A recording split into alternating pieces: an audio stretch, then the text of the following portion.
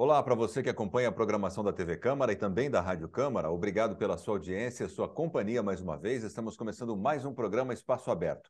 E hoje nós vamos falar sobre o Junho Violeta, que é o mês de conscientização da violência contra a pessoa idosa. E para isso, nós estamos recebendo em formato virtual, aqui com a gente, a doutora Marília Viana Berzins.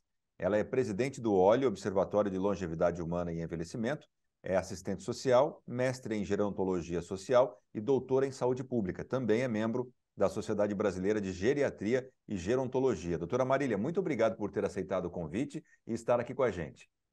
Eu que agradeço essa oportunidade de conversar com vocês, sobretudo de um tema extremamente importante, que é a violência contra a pessoa idosa.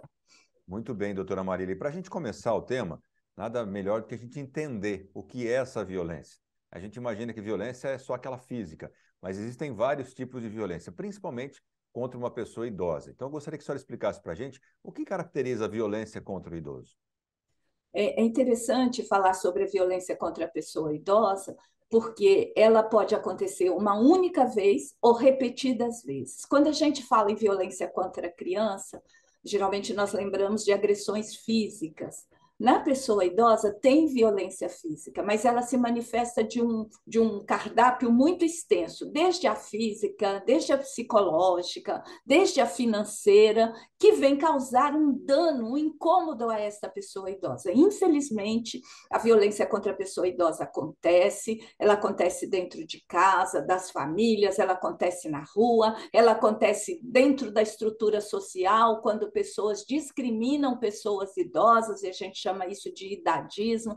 Ela acontece no Estado brasileiro, quando não reconhece, não valoriza, não garante os direitos que essas pessoas idosas têm de proteção social. Então, quando falamos em violência contra a pessoa idosa, estamos falando de vários cenários que causam dano, como eu já disse, pode ser um filho que xingou a mãe uma vez em casa, quando aquela repetição constante de desqualificação, de invisibilizações, dizendo, mãe, você atrapalha a minha vida, se não fosse por você, eu teria outro rumo. Então, assim, ela é perversa, ela é cruel, e mais grave ainda, qualquer forma de violência contra a pessoa idosa é uma violação aos direitos humanos. É um crime, inclusive, aqui no Brasil, previsto por lei pelo Código Penal, né, o artigo 4 da Lei do Estatuto do Idoso. Mas, doutora Marília, só para a gente entender um pouquinho mais, entrar mais nessa questão, a senhora até citou, né, violência da criança. A criança é ainda um ser humano em formação, tem lá as suas necessidades, né, para a formação, às vezes não sabe se expressar, não sabe falar, muito mais difícil. E por que a gente tem, quais são as dificuldades na questão do idoso, né? Por que o idoso precisa desse cuidado, precisa dessa atenção? Já viveu a vida inteira, são pessoas experientes, mas vai ficando mais fraquinho. Queria que a senhora falasse um pouquinho sobre essa relação, as dificuldades do idoso em se defender da violência, né, dos vários tipos de Olha, violência. é interessante porque a criança é protegida pelo Estado brasileiro e qualquer violação aos seus direitos, o Estado vai e protege. Não é? Muitos pais até perdem o direito sobre as crianças quando há uma situação extrema de violência. No caso da pessoa idosa, a gente tem assim um cenário bem distinto, bem diferente. Eu queria dizer que idoso não volta a ser criança, tá? Pessoa idosa é um sujeito de direito pleno. Muitas vezes, isso complica-se muito quando fazemos a intervenção, as pessoas idosas não reconhecem que estão sofrendo violência. Elas acham que aquele comportamento da família, da sociedade, do Estado é normal por ela ser uma pessoa idosa. Ou seja, é normal da idade ser maltratado.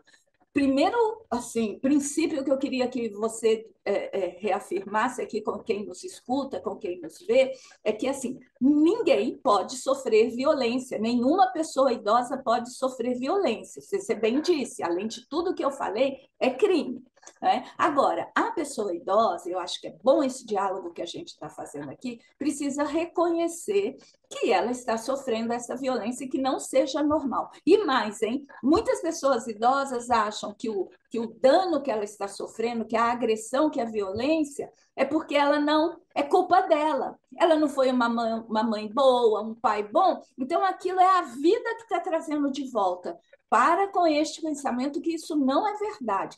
Violência é violação aos seus direitos protetivos, não é? Não importa se é filho, filha, neto, porque na sequência, na forma das violências, das diversas manifestações, são pessoas da própria família. Muitas vezes a pessoa idosa protege este agressor e ela não formaliza aquela agressão. E aí o profissional da saúde, da assistência social, que vai intervir, às vezes ela diz assim, não, pode deixar, isso vai passar. Então, assim, nosso propósito é trazer, e esse foi o propósito das Nações Unidas, ao criar o dia 15 de junho como Dia Mundial de Conscientização da Violência contra a Pessoa Idosa, para parar e chamar a atenção do mundo e dizer assim, gente, pessoas idosas não podem sofrer violência. Conquanto uma boa parte das pessoas idosas estejam em situação de vulnerabilidade social, estão numa questão de dependência física, e a violência se manifesta mais para essas pessoas que têm essas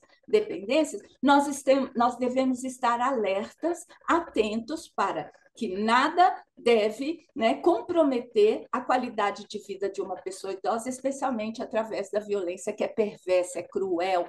Tem casos assim absurdamente que você não acredita de pessoas idosas apanhando de seus filhos, sendo roubados e etc. Doutora Marília, eu acho que a questão aí, a senhora falou, né, tem que ficar atento, alerta. Eu acho que esse é o ponto que a gente precisa bater mais aqui. Porque na grande maioria, as pessoas idosas, como a senhora mesmo falou, mora em casa, com o filho, não sai mais porque ela já não está conseguindo se locomover. Então, ou seja, ela não tem mais contato com a população, com outras pessoas. Ela acaba vivendo aquele mundinho dela e a agressão acontece ali. Como é que Isso. outras pessoas, como é que os próprios idosos, se algum idoso estiver nos ouvindo e for vítima de violência psicológica, física, essas barbaridades que a senhora falou aí, como é que o idoso ou as pessoas ao seu redor podem ficar atentos e criar esses alertas para que essa pessoa pare de sofrer dessa forma?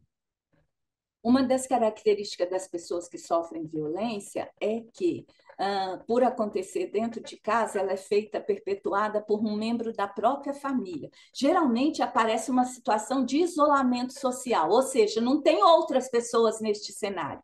Então, aquilo passa a ser normal nessa prática. Como podemos trabalhar para evitar essas violências? Olha, nós temos o Disque 100, que é um canal que fica disponível, né? Do Ministério dos Direitos Humanos, para que a pessoa ou alguém que confirme, que presencie essa violência possa notificar, possa denunciar e, através de um sistema próprio, chega no município e esse município vai lá confirmar se há uma violência. Uma outra sugestão muito boa é assim, romper o isolamento social. Você precisa de outras pessoas para que possam relacionar com você, porque às vezes a violência vai se repetindo tanto, como eu já disse, passa a ser normal. O fato de uma outra pessoa entrar nessa vida desta família vai dizer assim, nossa, seu filho te trata tão mal, nossa, como ele é agressivo com você. Ou seja, aí vai despertando isso. Terceiro, se o Disque 100 não funcionou, é difícil, né? Tem a delegacia de polícia, tem as unidades básicas de saúde, que são responsáveis na intervenção da violência, tem as unidades do CRAS, Centro de Referência da Assistência Social,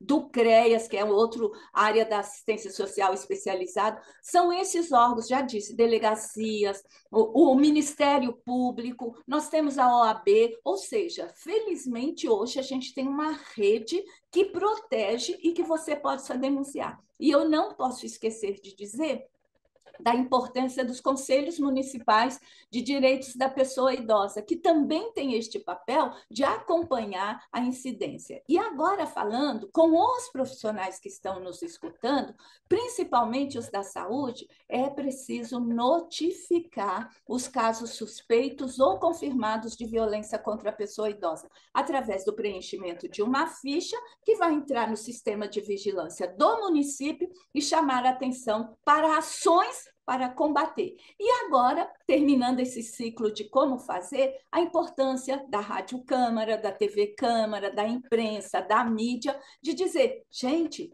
pessoas idosas sofrem violências e nós não podemos concordar com essas situações.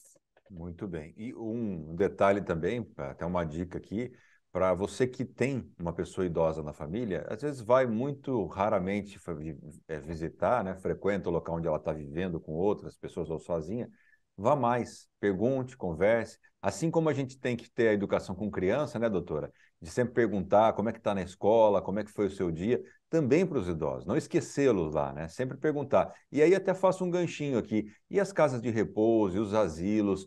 Como é que essas instituições no Brasil, afora, né? A gente tem relatos disso. Também tem violência nesses locais? Temos. Infelizmente, nós temos. É esse tipo de violência nós chamamos de violência institucional, que é ela que acontece dentro de uma instituição que deveria proteger e essa instituição não faz esse papel, pelo contrário, ela tira direitos de pessoas idosas. Não só as instituições, mas pessoas que são, às vezes, contratadas para cuidar de idosos também cometem essas violências. Então, nós precisamos ficar atentos. Se você tem, e aí é o papel da vigilância sanitária, do Conselho do Idoso, nós sabemos onde as instituições estão localizadas nas cidades. Elas têm que ter portas abertas para ter uma atitude transparente. Nenhuma pessoa pode maltratar um idoso, quer seja com palavra, beliscão, deixá-lo, por exemplo, com fralda, que aquele que precisa de fralda 8, 12 horas, isso não pode. Então, estejam atentos. E se você precisa institucionalizar um parente seu, vai lá visitar antes, converse com quem já tem idoso institucionalizado, ou seja, existem formas. E se por acaso no seu município tem instituições que estão violando os direitos da pessoa idosa, denuncie nos canais competentes aí na sua cidade para que isso não aconteça. Mas, infelizmente, tem situações horrorosas que acontecem, principalmente nas instituições clandestinas. O que é clandestina? É uma instituição que não está oficializada e regularizada no município. Aí acontecem coisas horríveis. Aqui em São Paulo, no ano passado, uma instituição que era clandestina, pegou fogo, morreram 6 idosos e uma cuidadora, em péssimas condições. A gente não pode fingir que isso não acontece, ou a gente tem que se pronunciar e manifestar. Perfeito, doutora. Uma outra situação é que a gente nota que já há algum tempo a população brasileira vem envelhecendo. Isso é natural, né? Estamos com mais idosos e menos jovens. Isso é uma crescente. Diante disso, a educação. Nós temos educação no trânsito, né? Nas escolas, os alunos recebem educação de trânsito, vários tipos de educação, eu poderia citar muitas, mas eu não vejo uma educação para lidar com idosos, pessoas idosas. Na sua opinião, isso poderia ser um caminho para a gente reverter o quadro de agressões e violências contra a pessoa idosa, doutora? Sem dúvida, a educação é a base de uma sociedade. Nós temos aprovado desde 1996 a inclusão nos currículos de educação, desde a básica até a superior, os conceitos da gerontologia, que é o estudo do envelhecimento humano. Infelizmente, no Brasil, nos seus quase 6 mil municípios, exceção da exceção, um município que, desde a creche, né, que é o ensino médio, o ensino fundamental, o ensino básico, se discuta a velhice. E eu preciso informar para vocês que estão conosco aqui que o normal da nossa vida é envelhecer. E eu não envelheço quando eu estou para fazer 60 anos, eu envelheço durante toda a minha existência. E eu deveria me preparar para esta velhice. E o Estado não cumpre essa responsabilidade de trazer uma educação para o envelhecimento. O que essa educação para o envelhecimento deveria prever? Que envelhecer é normal, que as pessoas idosas não são um peso para a sociedade. Eu acho que esse valor é extremamente negativo e ele influencia como as pessoas idosas são tratadas. A gente deveria incluir uma discussão de idadismo. Idadismo é uma palavra super nova que entrou no dicionário da língua portuguesa agora, em abril de 2023, na qual ela quer dizer a discriminação contra a idade. Nós estamos falando da pessoa idosa, conquanto outras faixas etárias também sejam discriminadas. Quando a gente encarar que envelhecer foi a maior conquista da humanidade, que viver mais é ganho, a gente deveria mudar esse jeito de ver para que não se desrespeite estas pessoas que continuam contribuindo com a sociedade, viu? Aposentadoria, trabalho, com pensão, eles estão no mercado de trabalho e a gente tende a pensar que pessoas idosas são só aquelas doentes, incapazes. Isso não é verdade. Isso representa somente 25% da população idosa, dos 33 milhões de idosos que nós temos. Vejam, o presidente, o ex-presidente e o presidente atual do Brasil são pessoas idosas. Então, um idoso pode ser presidente do Brasil. E por que eu vou olhar a velhice como um prejuízo, um peso morto, um que não tem função? Vamos mudar. Está na hora do Brasil se comprometer com essa mudança.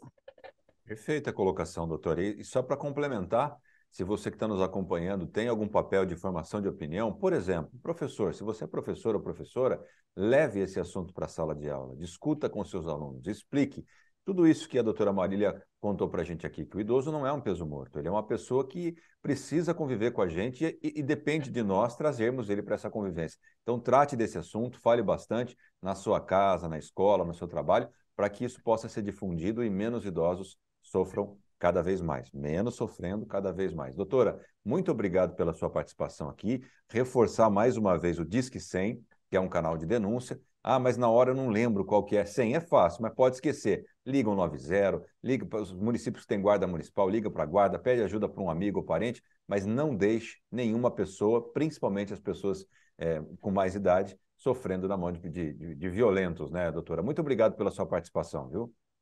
Eu que agradeço, lembrando para os seus ouvintes e telespectadores, 15 de junho é o Dia Mundial de Conscientização da Violência contra a Pessoa Idosa. Por que violeta? Porque a cor que nós utilizamos vai do lilás ao violeta. E aquele símbolozinho, né, da AIDS, só que a cor violeta. Se você não consegue fazer nada, compra uma fitinha daquela, põe aqui na sua roupa e as pessoas vão perguntar, o que foi ideia essa? Você fala, hoje é o Dia Mundial da Conscientização da Violência contra a Pessoa Idosa. Faça alguma coisa, só não fique de braços cruzados e concorde que pessoas idosas sejam maltratadas por ninguém, nem Estado, nem família, nem sociedade. É isso. Muito obrigada, eu que agradeço, viu? Obrigado, doutora Marília, e a você que acompanhou essa entrevista pela sua audiência, e até a próxima.